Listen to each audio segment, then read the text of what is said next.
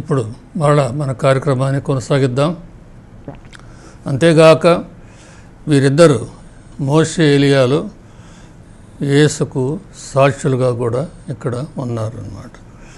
ఆయన చట్టాన్ని యేసు చట్టాన్ని ఉల్లంఘించేవాడని, మోషే చట్టాన్ని ఉల్లంఘించేవాడని అధికారులు, పెద్దలు, పరిసయ్యులు నేరారోపణ చేస్తూ వచ్చారు కదా. ఇప్పుడు మోషే ఎలియాలే యేసుతో మాట్లాడుతూ ఉన్నారు.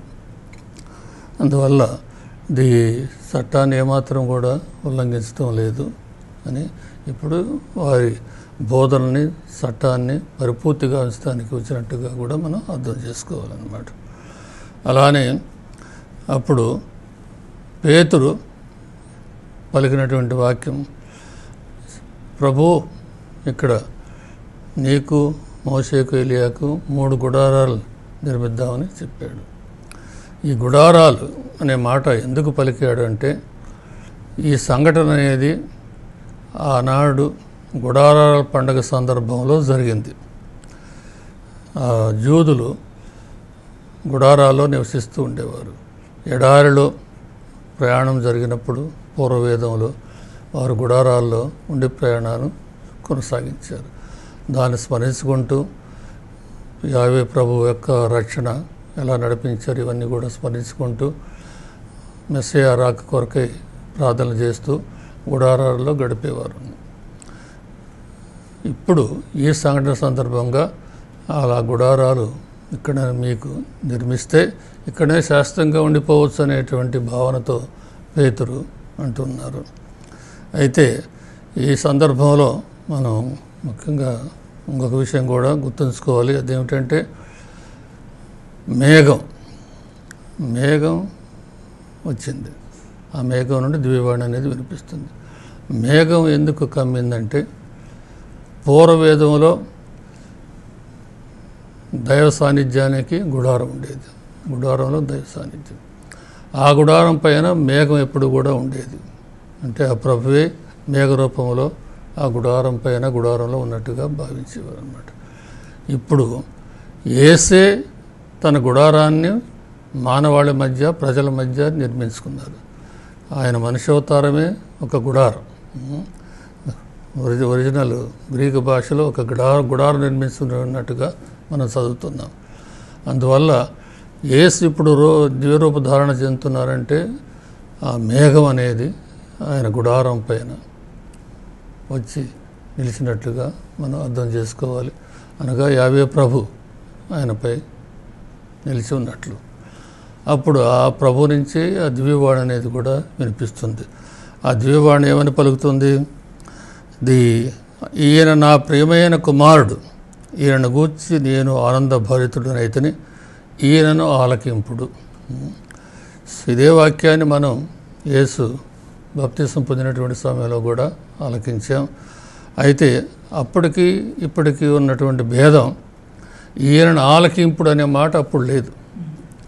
ఇప్పుడు ఈయన ఆలకింపుడు అనే మాట ఇక్కడ మనం చూస్తున్నాం. అది ఎందుకు వచ్చిందంటే, ఇంతవరకు మీరు ఆ యూద ప్రజలు, ఆనాటి ప్రజలు మోషేను, ఎలియా ప్రవక్తల సందేశాన్ని ఆలకిస్తూ వచ్చారు. ఇప్పుడు వారి కాలం అయిపోయింది. వారే యేసును సూచిస్తున్నారు, యేసుతో సంభాషిస్తున్నారు. ఇక ఇప్పుడు నూతన మోషేను, యేసును మీరు ఆలకించాలి అని తెలియజేస్తున్నాను అన్నమాట. ద్వితీయోపదేశకాండం 18వ అధ్యాయం 15వ వచనంలో ఏమని ఉందంటే, ప్రభు మీ ప్రజల నుండియే నా వంటి ప్రవక్త ఒకరిని మీ చెంతకు పంపును, మీరు అతని మాట వినుడు. నా వంటి ప్రవక్త ప్రభు కాలంలో మీ మధ్యకు పంపిస్తారు. ఆ ప్రవక్త మాటలను మీరు ఆలకించాలి. ఆ ప్రవక్త ఎవరంటే యేసు. అందుకే ఇక్కడ ఈయన నా ప్రియమైన కుమారుడు, ఈయననే ఆలకింపుడని మనం చదువుతుందన్నమాట. శిష్యులు భయభ్రాంతులయ్యారు. ఎందుకంటే ఇటువంటిది ఎప్పుడు కూడా వారు చూడలేదు అన్నమాట. భయభ్రాంతులై బోరిగలు పడ్డారు. మామూలుగా దైవ దర్శనం కలిగినప్పుడు ఇలాంటి సంఘటనలు అనేవి జరుగుతూ ఉంటాయి. యేసు వారి కడకు వచ్చి తట్టి, లెండు భయపడకూడని చెప్పారు.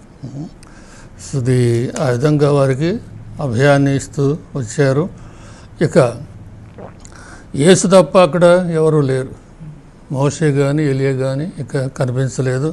ఎందుకంటే వారు సాక్ష్యం ఇచ్చి వెళ్ళిపోయారన్నమాట. ఆ విధంగా మనం అర్థం చేసుకోవాలి. అలానే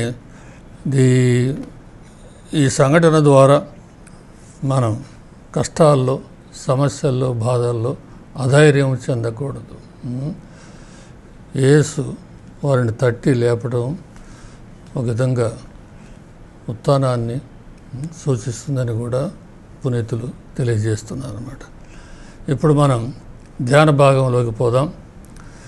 ధ్యాన భాగంలో యేసు శిలువకు ఆయన మహిమకు మధ్య దగ్గరి సంబంధాన్ని మనం ఇప్పుడు కూడా గుర్తుపెట్టుకోవాలి.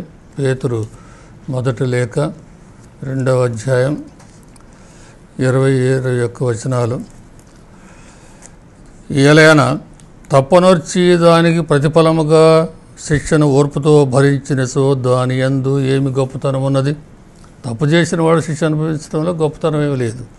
అయితే మంచినే చేసి దానికై బాధను అనుభవించవలసి వచ్చినప్పుడు దాన్ని ఓర్పుతో భరించినసో దేవుడు దానికి మేము ఆశీర్వదించును. యేసు మంచే చేశాడు. మంచి చేసినప్పటికి కూడా ఎన్నో బాధలు అనుభవించవలసి వచ్చింది. అందుకే దేవుని ఆశీర్వాదం, మహిమ అనేది కలిగింది. అలానే మన జీవితంలో కూడా కలుగుతుందని చెప్తున్నారు. అదే పేతురు గారు 4వ అధ్యాయంలో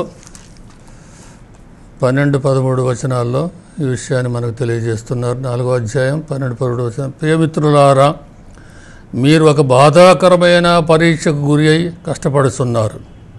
కానీ అది ఏదో అసాధారణమైనట్లు ఆశ్చర్యపడకుడు.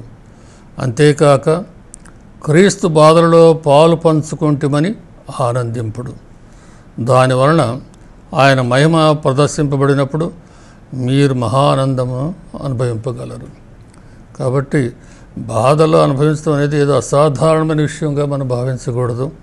ఆ క్రీస్తు బాధల్లో పాలు పంచుకుంటున్నామని మనం భావించాలి. ఆ విధంగా క్రీస్తు మహిమలో మనం పాలు పంచుకోగలం అన్నమాట. ఈ విషయాన్ని మనం ఎప్పుడు కూడా గుర్తుంచుకోవాలి. అలానే హెబ్రీయులకు రాసినటువంటి లేఖలో కూడా ఈ విషయాన్ని మనం ఆలకిస్తున్నాం. హెబ్రీయులకు లేఖ 5వ అధ్యాయం 8వ వచనం తీసుకున్నట్లయితే 8వ వచనంలో తాను దేవుని పుత్రుడై ఉండి కూడా తాను పొందిన బాధల ద్వారా విధేయుడై ఉండుటను ఆయన అభ్యసించెను. యేసు దేవుని పుత్రుడై ఉండి కూడా బాధలు అనుభవించి ఆ బాధల ద్వారా పితచిత్తానికి ఎలా విధేయుడై ఉండాలో అభ్యసించారు, నేర్చుకున్నారు. మన కొరకు ఆ విధంగా చూపించారు. మనం కూడా బాధల్లో ఎలా విధేయించాలో ప్రభు మనకు చూపిస్తున్నారు. బాధలు అనేవి మనకు ఈ పాఠాన్ని నేర్పిస్తున్నాయి. విధేయతను మనకు అలవడేటట్టు కూడా చేస్తున్నట్టుగా భావించాలి. యేసు శిరస్సు మనం ఆయన జ్ఞాన శరీరంలోని భాగాలం కనుక బాధల ద్వారా శిరస్సుకు మహిమ కలిగితే శరీరానికి కూడా మహిమ అనేది తప్పకుండా కలుగుతుంది. స్త్రీ సభ అనేది జ్ఞాన శరీరం, దైవ సంఘం అనేది జ్ఞాన శరీరం. ఆ దైవ సంఘానికి కూడా ఆ మహిమ అనేది కలుగుతున్నట్టుగా మనం గ్రహించాలి. అలానే ఎన్నో విషయాలు మనం ఆలకిస్తున్నాం. దివ్యవాణి ఏం చెప్పింది? ఈయన ఆలకింపుడు, ఎవరినో కాదు, ఎన్నో విషయాలను కాదు, యేసును ఆలకింపుడు అని చెప్పింది. అలానే మనం యేసును మన జీవిత కేంద్రంగా చేసుకొని యేసు ప్రభువు బోధించినటువంటి అనేక విషయాల్ని మనం ఆలకించాలన్నమాట.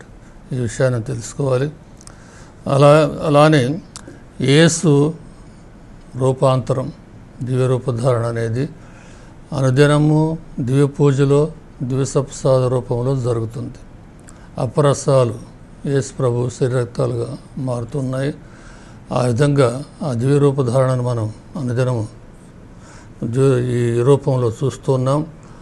దాన్ని మనం స్వీకరించడం ద్వారా, భుజించడం ద్వారా మన జీవితంలో కూడా అలాంటి రూపాంతరం అనేది క్రమేణా జరగాలనే ఉద్దేశంతో దీన్ని ప్రభు ఏర్పాటు చేశారు.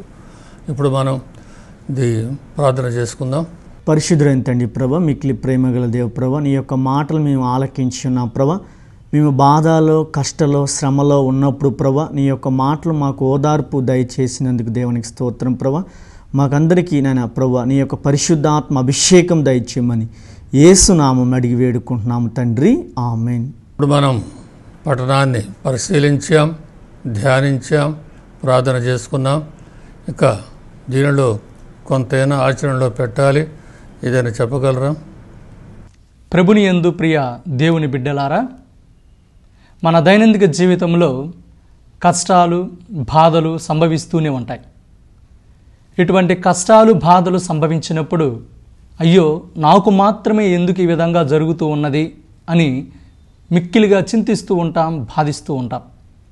ఆ విధంగా చింతించకుండా ఈనాటి యేసు దివ్య రూపధారణ ద్వారా మనం గ్రహించవలసినటువంటి ముఖ్యమైన విషయం ఏమిటి అంటే, మన కష్టాలు, బాధలను యేసు శిలువతో ఏకీభవిస్తూ విశ్వాసంతో వాటిని భరించినప్పుడు క్రీస్తు ప్రభువుని మహిమలో పాలు పంచుకొనగలుగుతాం. కాబట్టి ఇలాంటి వైఖరిని మనందరం అలవాటు చేసుకోవాలి. రెండవది, పర్వతము పైన యేసు దివ్య రూపధారణ సమయంలో ఆకాశము నుండి ఒక దివ్యవాణి ఈ విధంగా వినిపిస్తూ ఉంది. ఈయన నా ప్రియమైన కుమారుడు, ఈయన యందు నేను మిక్కిలిగా ఆనందించుచున్నాను, ఈయనను మీరు ఆలకింపుడు అని దివ్యవాణి ఈ విధంగా వినిపిస్తూ ఉంది. మరి మనము కూడా క్రీస్తు ప్రభుని అడుగుజాడలలో నడుస్తూ, ఆయన సందేశానుసారంగా జీవిస్తూ, ఆయనకు నిజమైనటువంటి సాక్షులుగా మన జీవితాన్ని త్యాగం చేసినప్పుడు అటువంటి దివ్యవాణి మన గురించి కూడా పలుకుతుందని భావిస్తూ ఆదర్శమైనటువంటి క్రైస్తవ జీవితాన్ని జీవించగలగాలి. ఇప్పుడు కార్యక్రమాన్ని ముగించుకున్నాం. వచ్చే వారం సామాన్య 19వ ఆదివారం మత్తయి సువార్త 14వ అధ్యాయం 22 నుంచి 23 వచనాలు, యేసు నీటిపై నడక. ప్రభు మిమ్మందరినీ తండ్రిగా దీవించుగాక.